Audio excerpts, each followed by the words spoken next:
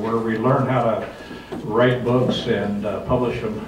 And we go to the Emmy Awards every year, and it's fastly becoming a pretty good awards for independent writers especially the Western United States. It's becoming pretty renowned. And a couple of years ago, Tim Hall and I were at the Emmy Awards, and this guy kept going up and getting first place awards, and it was none other than Mark Hardcastle. Mark, our speaker, is going to talk to us today off of his book, The Symphony, A Symphony of Your Life. And you'll have these books for sale, discounted to $20 a piece afterwards if you want one. He'll autograph it. But he's going to talk about leadership to legacy. What's your word? Mark graduated from the Air Force Academy in 1982. He works today as an airline pilot with United Airlines and as a musical conductor. In both of these roles, he has seen lives go out of tune, and over time has recognized patterns used by successful people to restore harmony in their own lives and lives of others around them. His book, The Symphony of Your Life, Resolving Harmony When Your World is Out of Tune, is a 3-time first place Emmy Award winner. Please help me welcome Mark Hardcastle.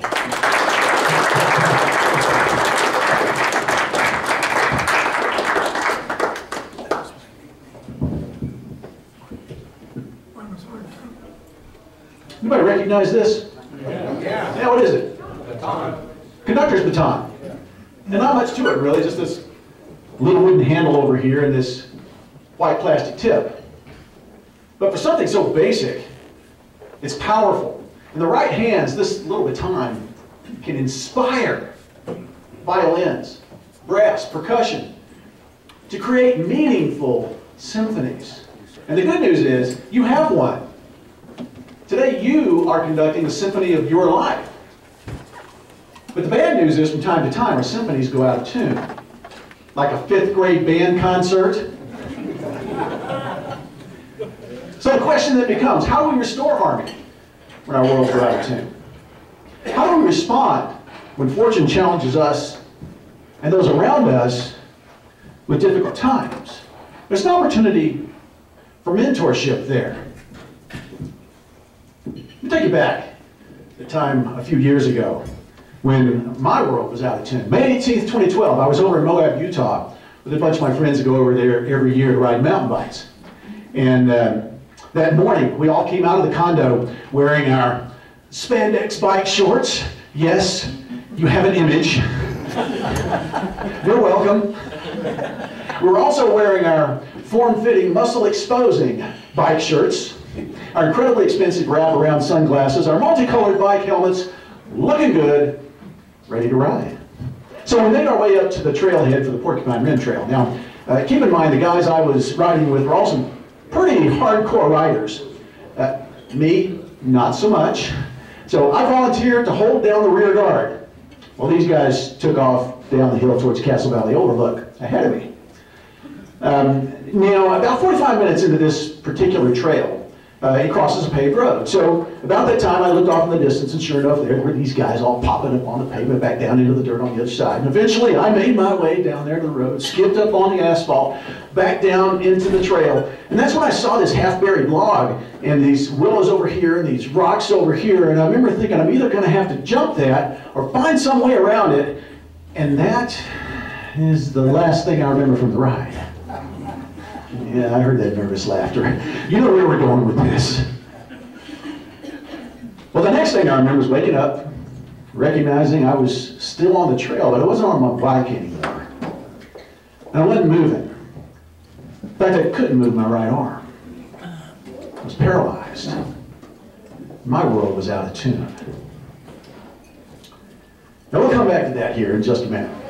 But right now, I'd like to pause for just a second and say thank you a couple of times. First of all, Grady, this is an opportunity and an honor for me.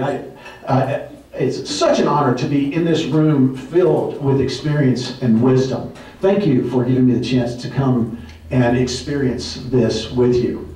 And second, for Grady, you know, I give a lot of these talks, and I work with a lot of meeting planners, and guys, I just got to tell you, nobody does it better than Grady Birdsong. So let's let Grady know how much we appreciate what he's doing. Thanks, Grady. And for those of you who are here, thank you for coming. You know, Woody Allen tells us that 80% of success in life is showing up. That's right. And by virtue of the fact that you're here today with Cooper's Troopers, you know, creating fellowship, tells me that you're the kind of folks who show up. You could have been any of a number of other places today, but you came here. So you're the kind of folks I like to hang out with. So thank you for giving me the opportunity to do that today. As we talk about leadership to legacy, and using your accumulated wisdom to change the world through the next generation. Now we're going to use pilots at United Airlines today, a sort of a case study to get us going. Why that? Well, I was just talking to Barbara just a few minutes ago. She remembers the time at United Airlines when we went through the dark ages from about 2002 to up to 2012. Hard time in the airline industry. And for a number of reasons, United was sort of vilified. United had a really bad reputation during that time. And you know, if you want to talk about why, I'll be glad to burden you with all the details of that some other time. But let's just say times are better now. And a couple of years ago, as things started to improve, a group of pilots took it upon themselves to try to change that reputation and make us really, or make United really, the worldwide airline of choice. Do you remember that slogan? Worldwide airline of choice? Yeah, she's got a little smirk on her face because she knows where that came from. But we wanted to make that real. So how are they going about it? Now, for the first time in many years, we're hiring. We're bringing on new blood, fresh blood to United Airlines. And all of the new pilots, just before they finish orientation, meet with a representative from Human Resources by the name of Mark Hogue, who also happens to be a captain. And just before they get their golden wings, Captain Hogue invites these new hires to stand up in front of the room and tell everybody where they came from and what they bring to United Airlines that nobody else can bring. It's going to make United Airlines a great company again. Pretty cool idea. But then he asks them to distill that gift down to one word, which he challenges them to make their legacy word. And keep that legacy word in the forefront of their mind for the rest of their career, 25, 30, 35 years. Neat idea. But then these guys go out and fly for a little while. And then they get to be captains. And so they go back to captain school at the world's headquarters up in Chicago. And again, they meet with Captain Hogue. And he challenges them again, this time a little differently. He says, why should I give you that fourth stripe? Did you know that's what that means? You're walking down the concourse of the airport, you see somebody with 4 stripes. Did you know that's always a captain? 3 stripes as a first officer, 2 stripes as a flight attendant. Do you know that? Neat little piece of trivia. You know, it might get you a cup of coffee from your travel companion next time. Yeah. So, what's that 4th stripe going to mean to you, Captain? How are you going to use your new authority to make sure that your passengers have a great experience on every flight and want to come back to us again and again and again? For that matter, Captain, what do you bring to life that's going to make this world a better place? What's your word? What a cool idea. That right there is happening today at United Airlines. Both of those things starting to change the culture. So what I'd like to do today is maybe parallel that a little bit in our own lives and talk about creating a great world around us. So as you imagine, a great world, how are we doing? You know, if you're paying any attention to social media, it sounds like we probably have a ways to go yet. And I appreciated the chaplain's prayer a little while ago. We need you in our country. Yeah, so we've got a ways to go. So as you imagine a great world, this begs a question. What can we as individuals do to advance our community in that direction as we try to create a great world around us? What can you as an individual write across the history of Cooper's Troopers, or your now grown children, or your grandchildren, or your nieces, your nephews, your friends, your neighbors? What can you write across their history in indelible ink that will become a part of your legacy? What do you see? Now, the pilots at United have taken sort of a dual track. There's a tactical idea and a strategic idea. Now, the tactical idea is not going to be much of a surprise. They come to the cockpits every day with technical expertise and with the highest level of skill they could possibly bring to their cockpit every day. Now, I'd say that's not a surprise. They've always done that. The new thing is the strategic idea, this idea of a vision, creating a vision for their company to make it a great company again. And then looking around them for people who can help them realize that vision. The flight attendants, the customer service representatives, the baggage handlers. And then the pilots work to convey that vision in such a way that these other people not only see the vision, but buy into it and want to make it their own and help the pilots, help the captains create that vision on every single flight, every day. So as you imagine, again, your greatest world, what is your idea for how to accomplish that? What is your vision for making our world a better place? What do you bring to life that no one else can bring that's going to make this world a better place? What's your word? In addition to that, what are you telling the folks in the next generation? Again, your children, your grandchildren. How are you helping them envision a better world for their generation and the generations to come? Are you encouraging them to think about their legacy word? Well, when you ask them about their legacy and what they bring, what you're really asking them is, what do they bring to the fight? Aren't you? Because it really is, in many ways, a fight. You know, our world is filled with change. Change everywhere at a rapid pace. Change brings challenge. Here's an example. I know we bought our lunches with cash today, but before you came in today, who had change in your pocket? Okay, there's a few hands up. I can tell that you guys are World War II, Korea. Because nobody pays in cash anymore. Everybody pays with credit cards. I remember thinking about that when I was a kid. I'd get off the school bus, go down to the local grocery store, and get a Fanta grape soda in a glass bottle, and hand the guy behind the counter a dime. Change. Man, how things are different today, huh? You know, like I say, we paid with coins and dollar bills, and we'd write a check from time to time. Credit cards were brand new when I was a teenager. Well, anymore, everybody pays for everything, either with a credit card or over the internet or whatever. That's just one example of change. How we communicate with each other is another idea. You know, when we were growing up, telephones were connected to the wall, right? Now we got these cell phones that we can do magical things with. And my son, Judy was just telling Grady, my third son lives in Australia, lives in Adelaide. And the other day, I was able to talk to him face to face over the internet on our computers as if we were in the same room. How much did that cost me? Nothing. Free of charge. Wow, things are different. This kind of thing, you know, if I just asked you to stop for a minute and think about some of the changes you've seen, even in the last decade, it'd be mind-boggling. Change. Change brings challenge. Challenges are inevitable. You know, Plato told us over 2,000 years ago to be kind.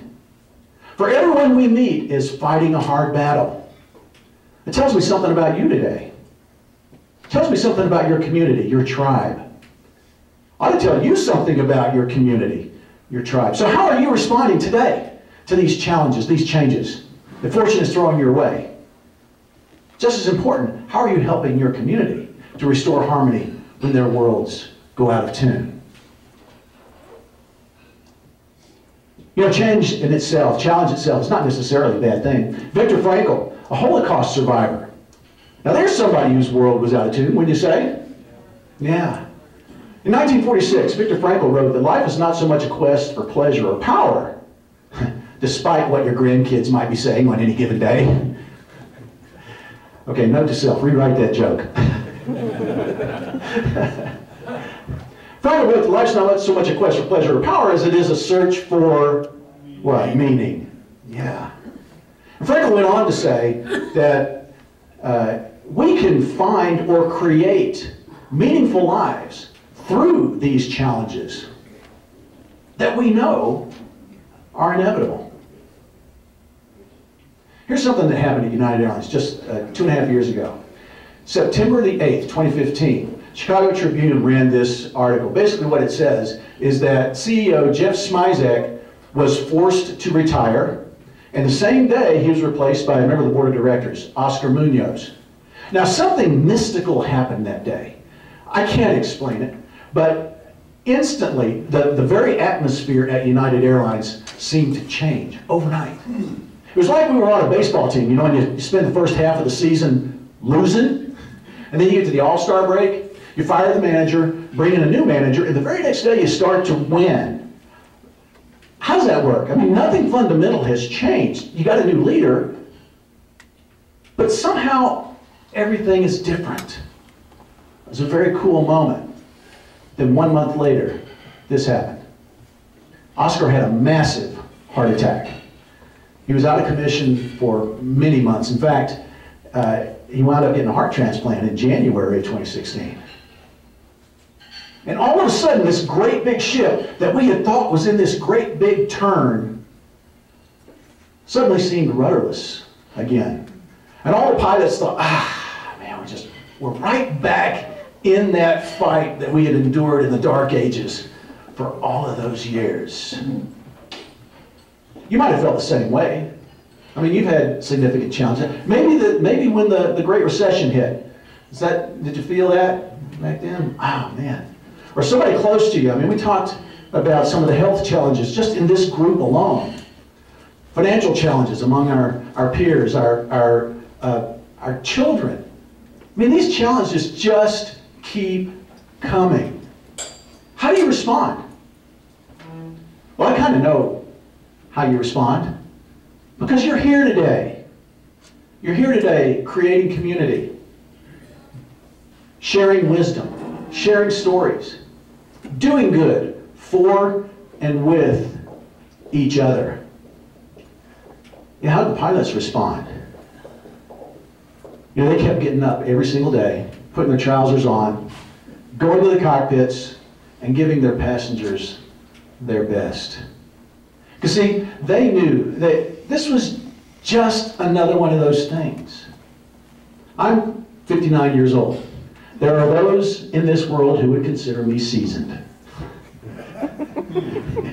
I realized, I heard some of those birthdays a while ago. I'm just a spring chicken here. I got nothing on you guys. Man, what a bunch of history in this room. What a bunch of wisdom.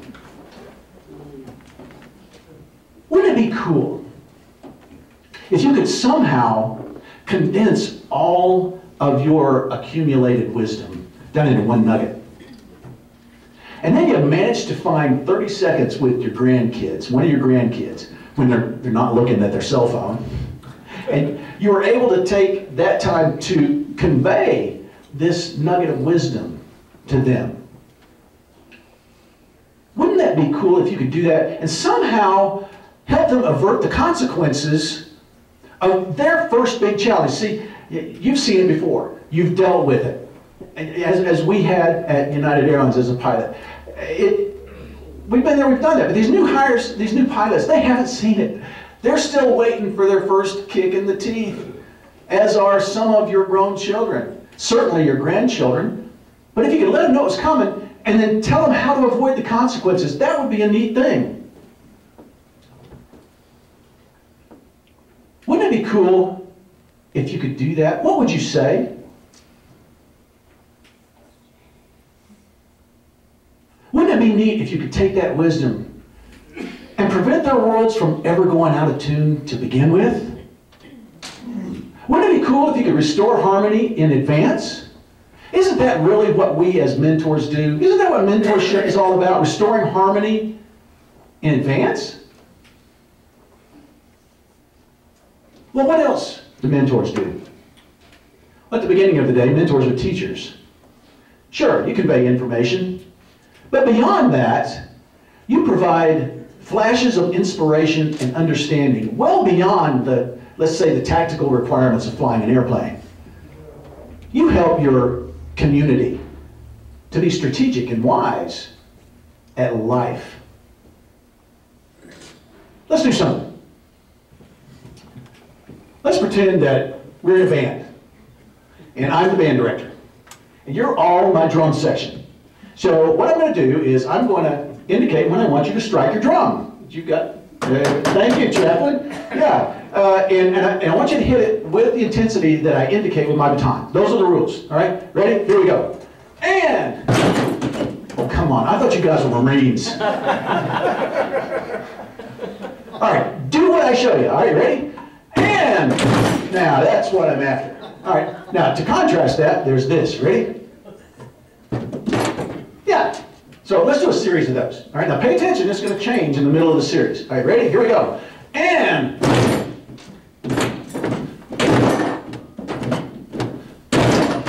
here's the change.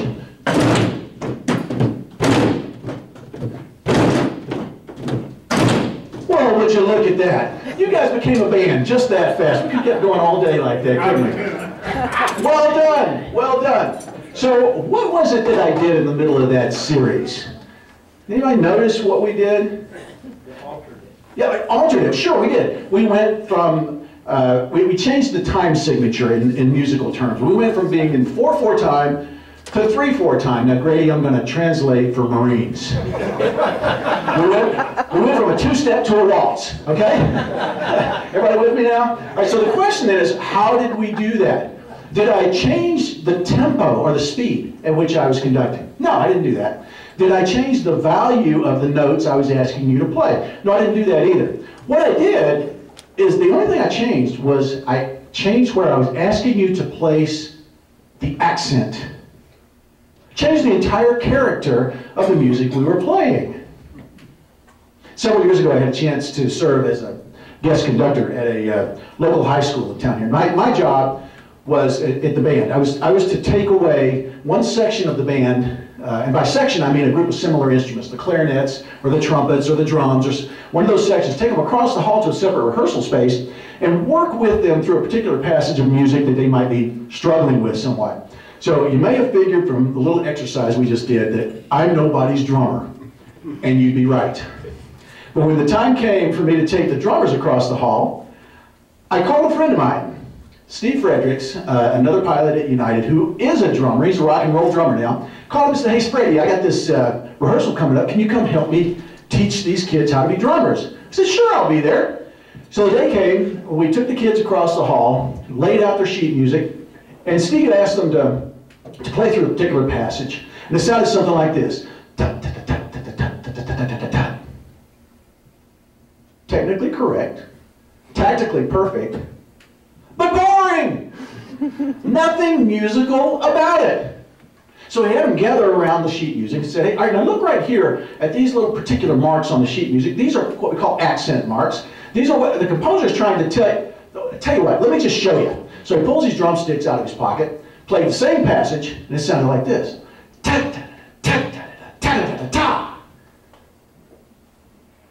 Eyes lit up, light bulbs went on, and all of a sudden, just that fast, they understood because of what their mentor had shown them about where to place the accents. Now, as you interact with the next generation, your kids, your grandkids, your friends, neighbors, maybe that's something you can think about. Are you showing them where to place the accents, what's important in life? Mentors teach. Something else mentors do is they help us to understand our potential. Mentors show us that we can go just as far as we need to do what we want to do in life. Now, 7 years ago, when I was a junior at the Air Force Academy. What? All right, okay, Chaplain. 17 years ago, what? All right, you got me. 37 years ago. How is that even possible? 37 years ago, I was a junior at the Air Force Academy. I had a chance to go to the Army's Parachute Training Jump School down in Fort Benning. Now, how many paratroopers do I have here in the room? 1, 2, 3? All the way and then some, sir. All the way and then some.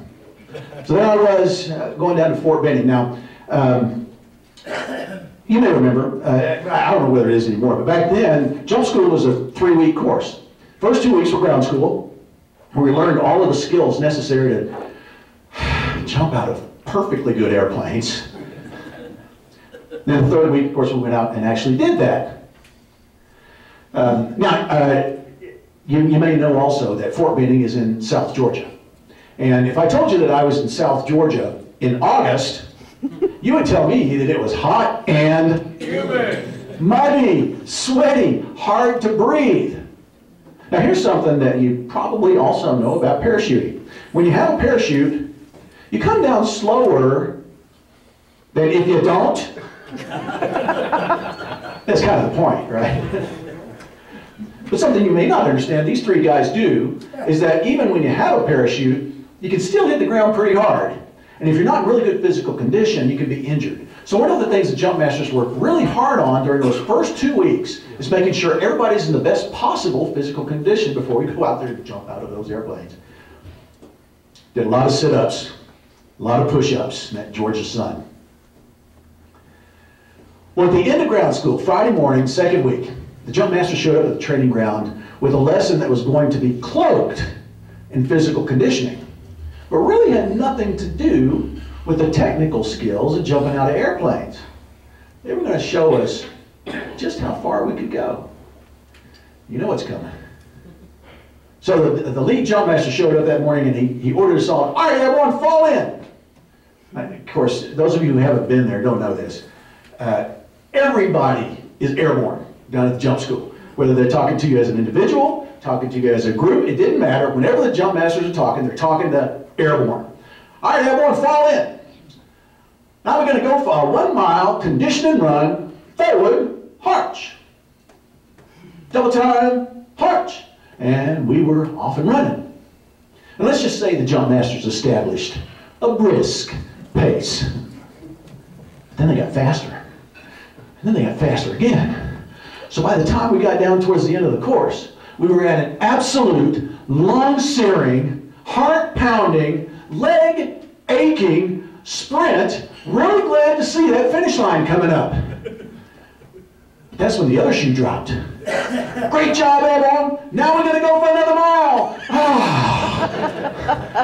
A bunch of the guys dropped out of the formation right then on the spot. They just knew they couldn't go for another mile. Not at that pace. Well, most of us managed to keep running. But we only had to go for another 40 or 50 yards. So the jump masters called us to a halt. Quick time, march. Tune, halt. Fall out. And we're finally able to catch our breath. As we're gasping and wheezing there, the lead jump master went around to the front of the platoon to deliver the message of the day. All right, everyone. Now you understand that if you believe you can keep going as long as you need to, you're probably right. And you also understand that if you believe you can't, as he pointed back at our friends who'd given up just a few yards short of the end. You're probably right about that too, everyone, because you see, it's always mind over matter. You can keep going as long as you need to. You just need to know you can. Are you telling your grandkids they're good enough, they're strong enough? Things are going to get between where they are and where they want to be. But they can keep going as long as they need to find a way over, under, around, or through whatever's in their way. They just need to know they can. Mentors help us understand our potential. And finally, mentors convey experience Mo Anderson, CEO of the largest real estate company in the world, puts it this way. She says, mentorship is the process of converting 2020 hindsight to 2020 foresight. That's pretty clever. It works for me. But I express it a little bit differently. I say that mentorship is giving your mentees the benefit of the helicopter ride without making them crash the bike.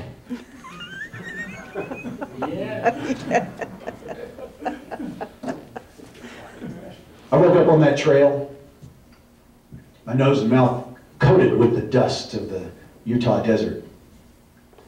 Nobody on my group even knew that I'd fallen. I was tailing Charlie, remember? They're all down the hill. It was up to the next group of riders to come along, find me laying there in the dirt, pulled out their cell phones, called 911, got an emergency response. 45 minutes later, the paramedics showed up with the ambulance. They rolled me up on the backboard, slipped me in the ambulance. Back down the hill to the Moab emergency room where we took x-rays, and we found out that the reason my arm was paralyzed was because my neck was broken. I had a hard battle to fight. Well, Moab's a small town. They got a small emergency room. They can take an x-ray, but they can't do an MRI. And you need that to diagnose a spinal cord issue. And with a broken neck and a paralyzed arm, they thought they better do that. So they called up to the big city, Grand Junction. Asked them to send the helicopter down, Flight for Life down for me. They did. Don't get on it. Too late, I already did. They wheeled me out there to put me on the helicopter, and that's a picture of me, and obviously that's me on the gurney there. But this guy here, standing at my head, white t-shirt, that was one of the guys who was on the ride with us. His name is Seth. It's my 18-year-old son saying goodbye to me as they load me on that chopper with a broken neck.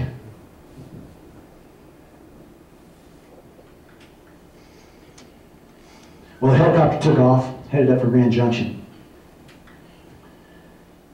And during that nice, smooth cruise up to St. Mary's Hospital, the chaos of the rescue kind of melted away, and I found myself considering the gravity of my situation. See, I already knew my neck was broken, obviously. My right arm was gone.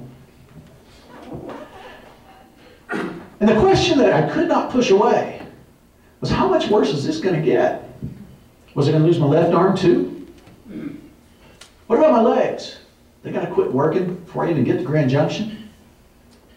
And if you go just a little bit further down that line of thinking, you come to a pretty dark place. And I was forced to confront this reality. I may have to wear Sansa pants for the rest of my life. Yeah. To go along with your diapers? Thanks, Chapman. We should work together.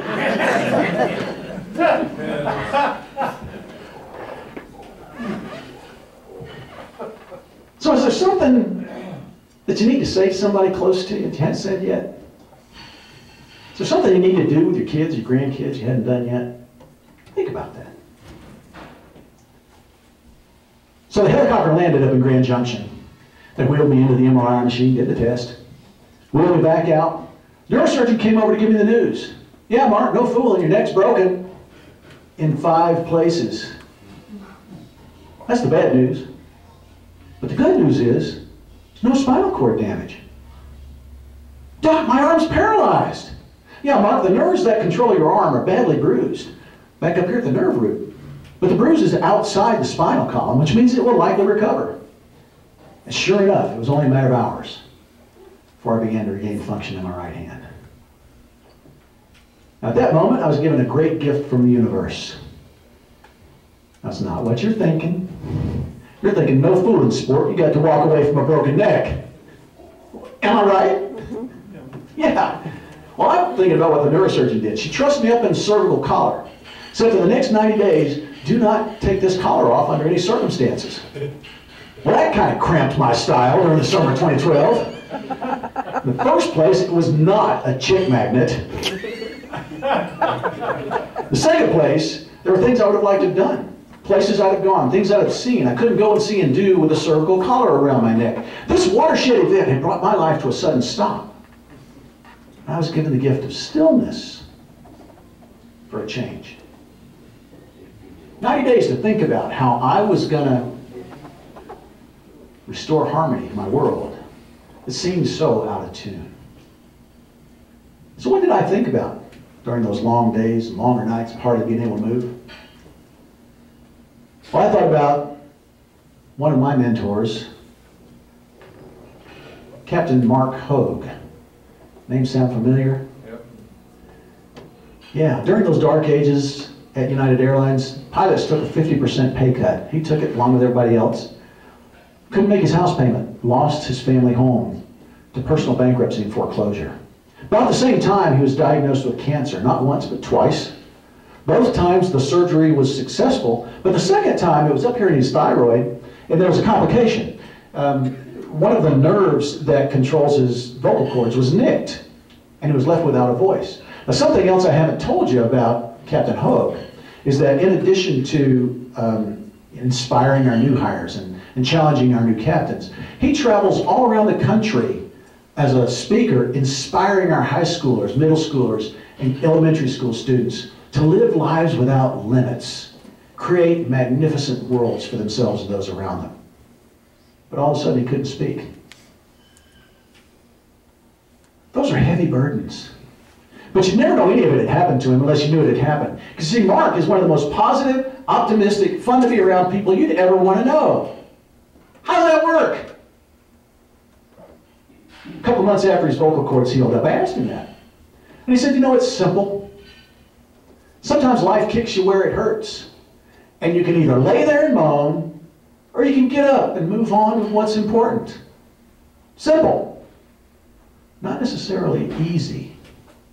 And because he chose to get up, he was eventually able to overcome his financial disasters and his health issues, his surgical complications.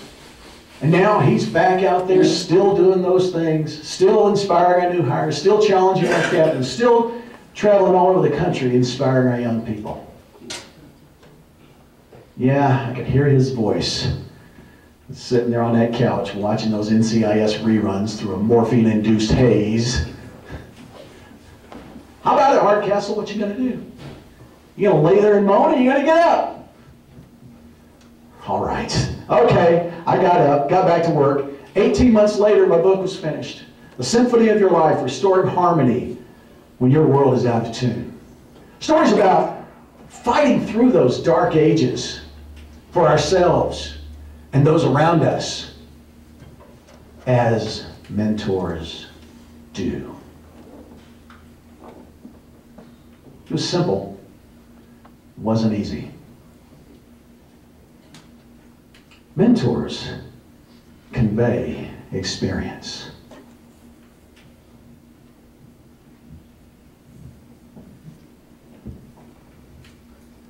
Conductor's baton. Simple. Powerful. You have one. Today you are conducting the symphony of your life. From time to time, your symphony is going to go out of tune. So how are you responding when fortune challenges you with difficult times?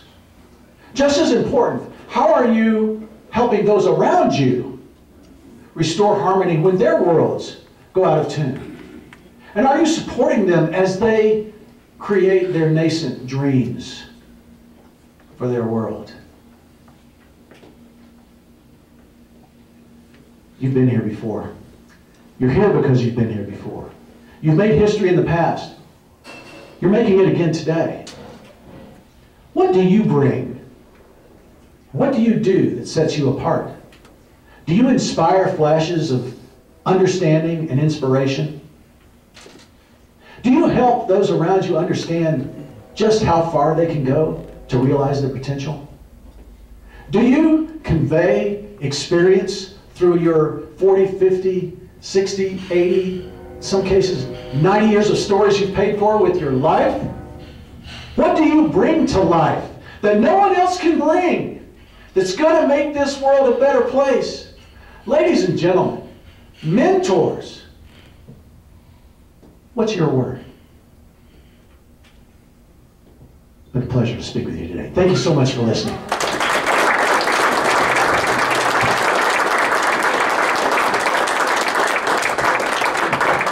Thank you, Mark. Everybody give his director, editor, and producer, Judy Hardcastle, a good hand. Thank you. Anybody have any questions of